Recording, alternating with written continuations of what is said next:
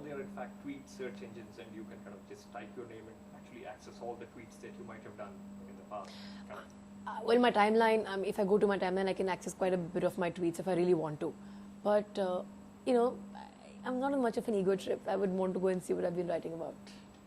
Has your tweeting made you kind of more real to people in terms of the fact that there's an aura about people like you, and does it make I've you always maintained that I'm just a regular person who does a job which is very regular. I don't have any, I've never believed that a film star or a movie star or an actor needs to have a certain aura around themselves.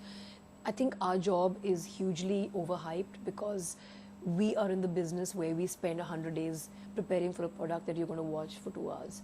But that doesn't make us any special people. We are like everybody else. And there was a generation of stars who thrived on that larger than life image.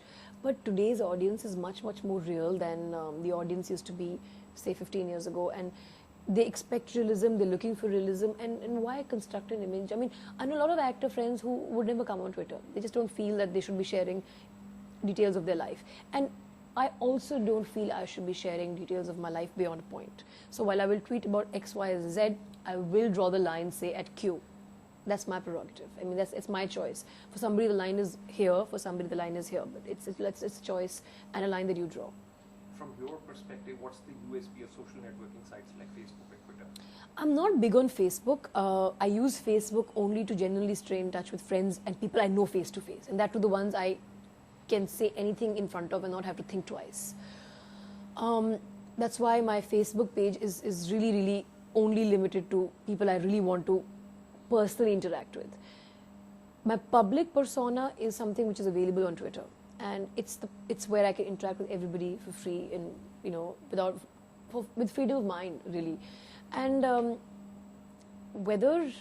sorry, what was the question? I'm so zonked. The question was, from your perspective, what's the USP of social networking sites like? The USP of social networking sites obviously is that you're sitting far apart and you're able to connect with like-minded people. And I have actually met 4 or 5, 6, 7, 8, 9, 10 people that I have been chatting with on Twitter over the past couple of months, and it's really surreal.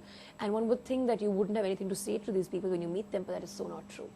They're so good. I mean, it's actually, we in the kind of profession that we are in, we actually run out of conversation after a while. What do you talk about? I mean, you want to discuss COP15, but nobody else knows what the hell it means. So who are you going to talk to about it? So in a way, what you were just saying, you're actually more open on Facebook because that's a closed group of friends. Yes, a little. Well, in terms of the kind of pictures I'll post, and maybe I've been on holiday in Goa and I might post a bikini picture on Facebook, but I would not do so on Twitter for obvious reasons. I mean, there is some kind of a shell that I'd like to maintain on myself, but I know it's hypocritical, but then no one is Gandhi. I'd like to be, but I'm not. What is it about people that makes it more easier for them to post something on Twitter rather than picking up the phone and talking, or for that matter, meeting up? There has got to be a bit of a lot, actually. I mean, it could be this element that, guess what? We're so cool. We're on Twitter and we're making these plans. There's a bit of an exhibitionist element that comes into it. There's also an element of sometimes you really can't get through to people. People are busy at work. I sometimes don't answer SMSs, but I actually end up answering tweets because my phone is usually on Twitter the whole time. So for me to see the SMS, I have to get out of that page. And I will just not do that because the whole day long, I don't want to be disturbed by SMSs and calls. So only at the end of the day, I will see the messages. But there may be a time when I'll actually see a tweet before a message. So for instance, Chetan Bhagat and I have been playing phone tag for the last 5 days. We were planning to meet up, and then I call him and he's busy and he calls me back. But on Twitter, there seems to be an interface, so probably.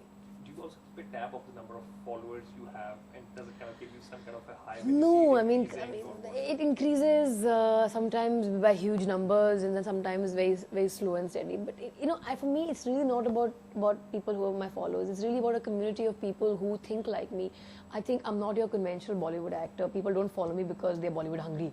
They probably follow me because I have an opinion and because I say things the way I see them, and the fact that I have a degree of honesty in most of my things. So the community, what I would essentially like to say is that the 32,000 people that follow me because they have like-minded views. So every now and then you will come across somebody who just annoys you, but you can block them. But I don't choose to do that because I think that's what keeps it real. If you come across somebody who tells you, you look ugly, you look fat, you look shriveled, you don't like it for like 5 seconds, but then you realize that if it weren't for people like this, you would totally lose touch with reality. So unless somebody is using obscene language or is being sexually abrasive, I'm not going to block them. I think till today I may have blocked 3 people. I just don't think this makes any sense in trying to muzzle somebody who was only not, who just because they don't seem to be saying nice things about you. Do you think it's a fad that will last? Yes, definitely. It will, as more and more, as the orcutification of Twitter increases, and it has begun to increase dramatically. A lot of people come on Twitter just to interact with celebrities and actors and sports players and whatever. And when they find that there isn't much more to it, then, I mean, the idea is to have an ongoing conversation. And for those people who don't come here for the purpose of that conversation, they're going to A, find it boring, and B, they will turn off those who are actually here for a conversation. So yes, I think it is a fad which is probably going to pass, but not too soon.